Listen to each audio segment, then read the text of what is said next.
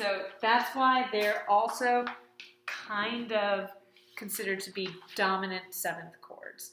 So it says in page 256, composers frequently substitute leading tone triads and seventh chords for the dominant in the interest of variety and diversification. So if you want to see examples of this, you can look at 12.3. There's a Beethoven example. There's a Mozart example. Blah, blah, blah. It goes on and on. Now, the important thing that we need to know how to do with these leading tone seventh chords is how to resolve them. And the most important thing is to resolve these tritones, all right? So if we look at, especially with the fully dominant, or the fully diminished seventh chords. Let's see.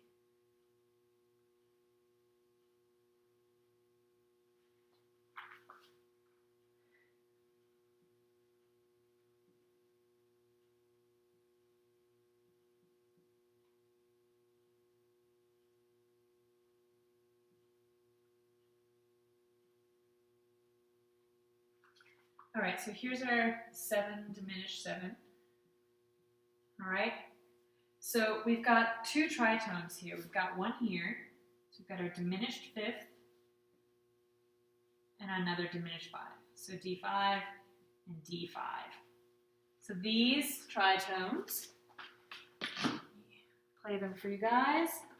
So we've got our C sharp and our G, and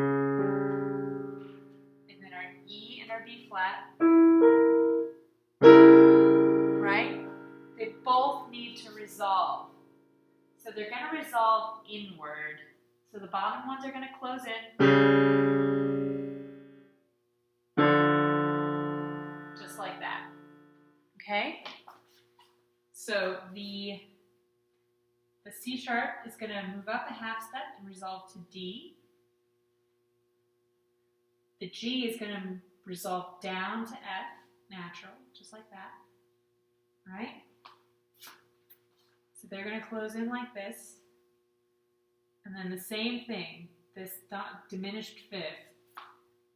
The B flat's going to resolve a half step down to A, and the E natural is going to resolve up a half step to F natural. So they're just going to close in like that. All right? And that resolves to 1.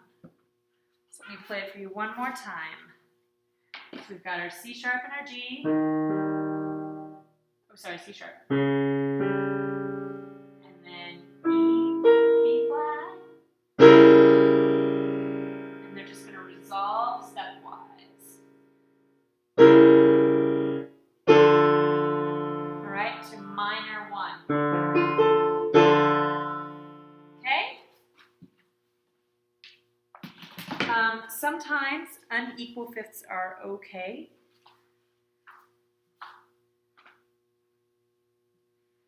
As long as they're not parallel perfect fifths. They can resolve downward together. So you can see in B, same deal.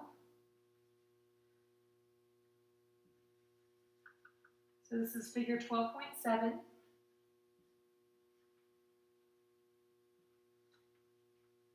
We've got our same thing here.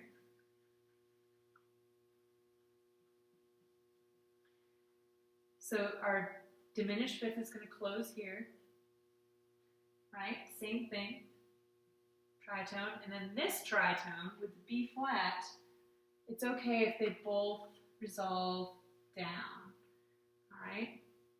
So these are both, you're going from a diminished 5th to a perfect 5th. So technically they're not parallel fifths, all right? So it's not going to sound, right? It sounds like that. It's not,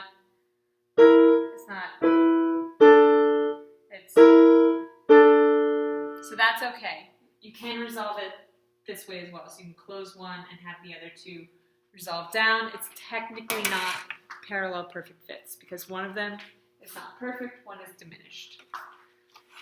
And the book calls those unequal fifths. So just keep that in mind. Let's see.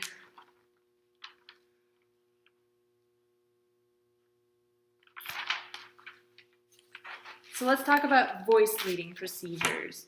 So we're going to skip over to 261. They just give you a bunch of examples and historical examples of how these diminished seventh chords fit. And I said largely they're used when they're, composers in the process of modulation because it can go so many different places. So the following procedures continue the list appearing in chapters 9 and 11. So we're just going to keep going with this. So number 12, when you're dealing with voice leading in a half diminished or fully diminished leading seventh, right? So you're going to resolve the seventh factor of the leading tone seventh chord, both and all inversions, down one diatonic scale degree. So it's the same deal, right? So you're going to find the seventh in this case, which is, let's see, we've got E, G, C sharp. So it's going to be, our scale is this, right? C sharp, E, G, B flat, all right? So here's our fully diminished chord right here. Now our seventh, so right here, the B flat, whatever you do, however you resolve the other tritones, this guy still has to go down a step, all right? So the seventh is going to go down. That's number one, and it's for half diminished and fully diminished, all right? Now the other thing that you have to do is you're going to resolve, this is the one other thing, you have to resolve the root of the diminished, half diminished 7 and fully diminished 7 up to the tonic note. So we also have to find the root of the chord, so our C sharp right here. So root, C sharp is going to resolve up to D. So those are the only requirements, all right? The rest, you're just going to use good voice leading procedures. Ideally, you resolve the tritones. You just go to the nearest step of whatever's in this chord. So we've got a DFA chord. So you can have this guy go up to F. I mean, you can have it go up to A. You can have it go down to F. Doesn't matter how it resolves. You can have this guy go down up to F, down to D. All right? So these guys just resolve according to good voice leading procedures. But the seventh and the root have to resolve. So the seventh resolves down, the root is going to resolve up. So in that case, we've got C.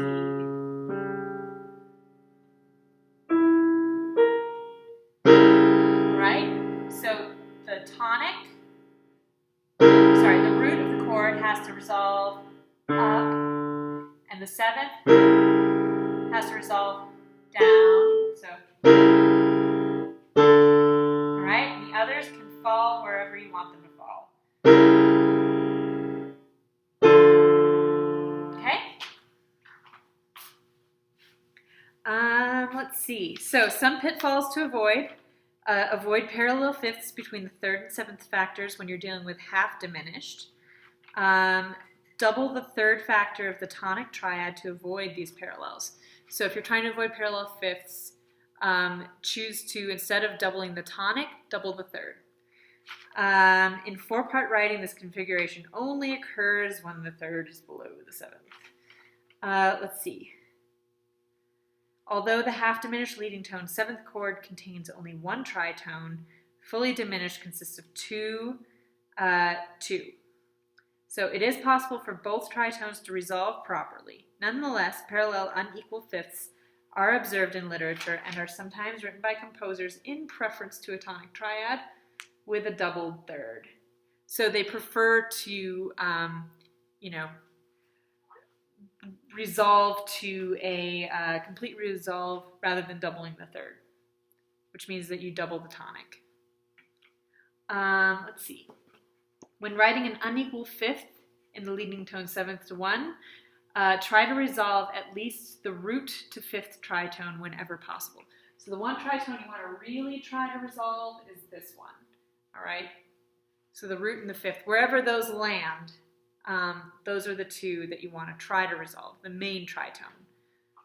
So yeah, so try to resolve the tritone that's in the actual triad rather than the one that's between the third and the seventh. So the lower tritone. And that's where we are. That's 12.3, or chapter 12. So you're going to do the same thing.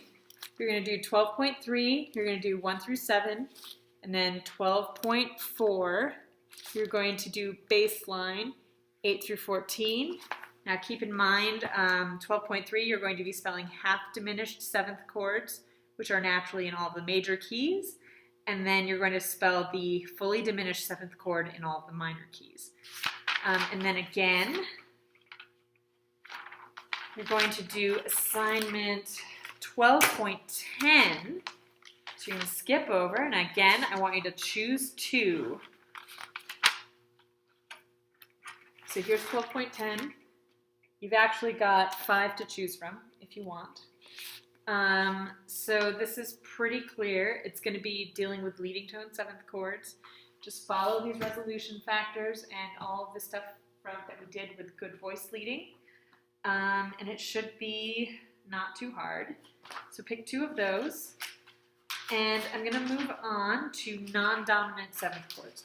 So it's essentially going to be all the same stuff. So non-dominant seventh chords are any chords that are not a dominant fifth chord, right? Or dominant seventh chord, so 5, 7, or a 7 half diminished 7, or 7 fully diminished 7, all right?